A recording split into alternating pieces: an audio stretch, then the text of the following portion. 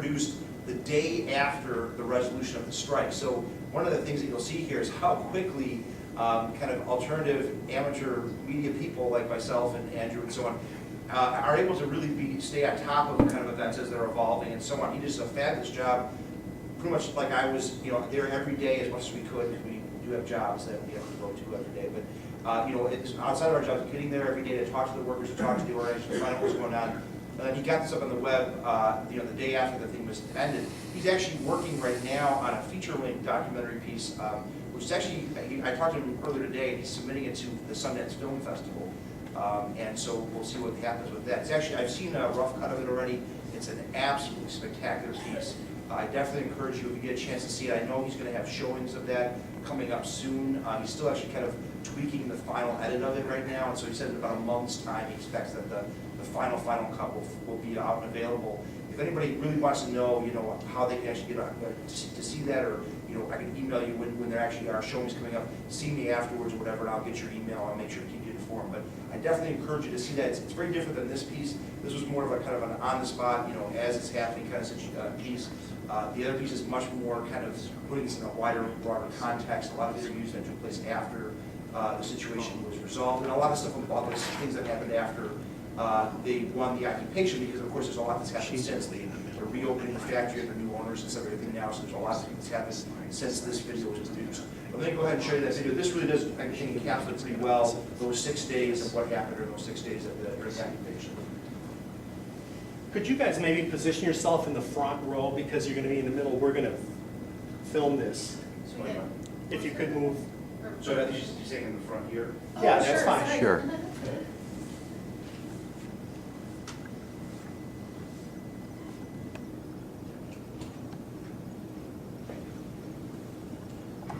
On December 2nd in Chicago, the company Republic Windows and Doors told their unionized workforce the factory would be closing.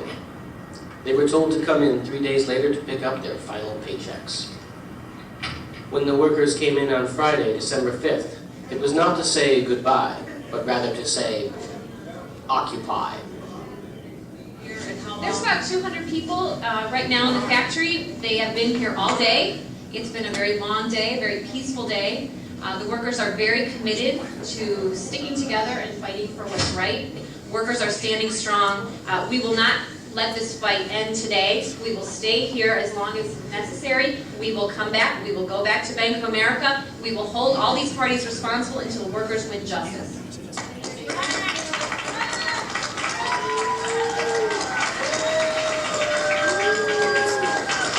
The workers are here because they're waiting to get answers.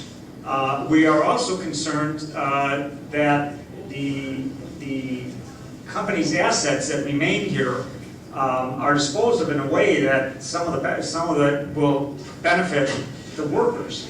And when you have a failing company, you never know exactly what's going to happen and who's going to reach in and grab what. And so the workers are very interested in continuing to monitor whatever happens with any of the assets that are in here. There's been a fair amount of assets that have already been removed in the last couple of weeks here. Republic's profits have been hit hard by the recent drop in new housing construction. Republic's owners have claimed that Bank of America won't extend any more credit to the failed window maker.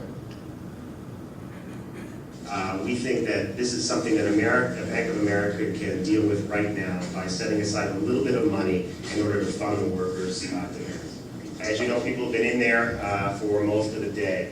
And they're in there primarily to make sure that the assets are protected, because we know that in those assets are the wealth to be able to meet what we think are very fair concerns that the workers have.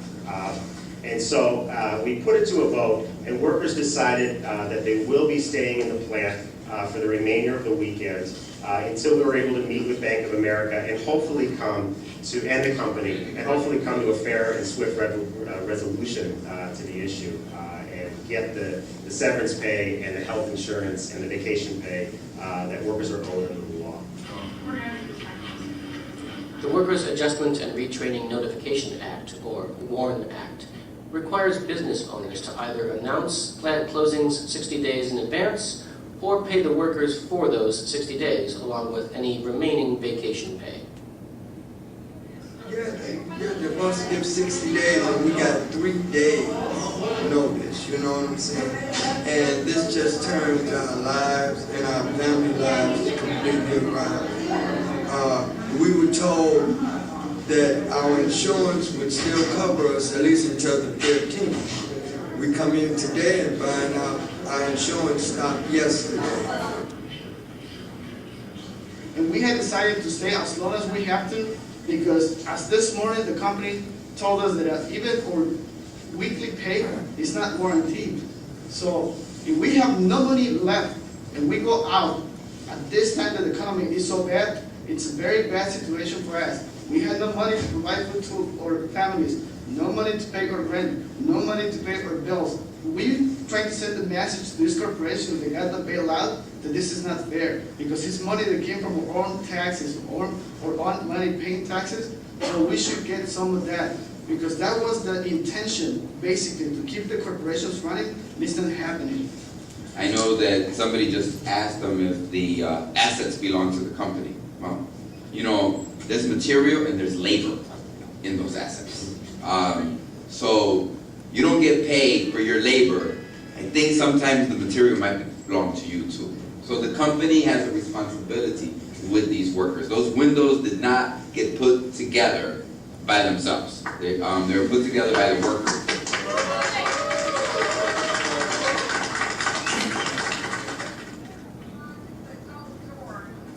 A solidarity campaign to support the Republic workers sprang up literally overnight. Lalo's been working at Republic Windows and Doors for 34 years. He's the most senior employee here, and he's going to say a few words. Lalo.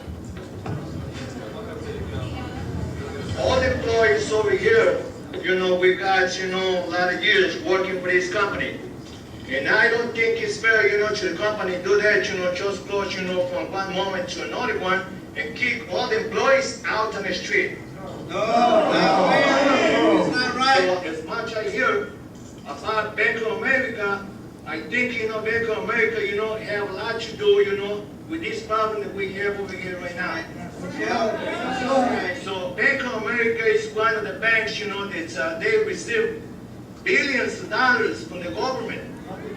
Yeah, and nothing for the workers. Okay, so and then we're going to tell the Bank of America and the government, you know, what is going on, you know, with these problems. I'm Richard Berg from Teamsters Local 743. On behalf of the 13,000 members, I'm proud to be here. And all the unions that are here are united. We're going to stay here. We're going to stand behind our sisters and brothers in UE until justice is done. Say thank you to the workers and the unionists who are here, because you know, when they close it, we should occupy it. And I think that's an inspiring message to everyone in Solidarity Forever. Thank you. These workers have shown the whole working class what to do. We say, Bank of America, you got bailed out, we got sold out. You got bailed out, we got sold out. You got bailed out, we got sold out. You got bailed out, we got sold out. It isn't right that your bank got $25 billion of our money.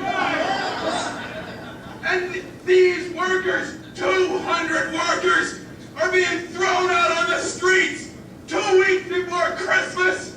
This is great to see everyone coming together to support this struggle, because this isn't just about Republic Windows and Doors. This isn't just about 300 workers. This is about justice for working people in this country. Yeah.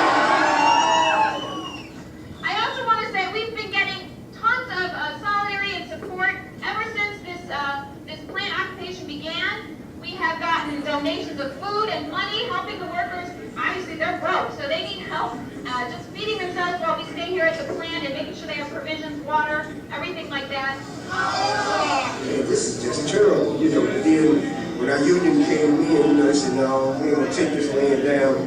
Then we got organized, and, you know, people started, their spirits got lifted and everything. Hey, ever since then, you know, we've been on the road. Man, this is going to give the workers a lot of power.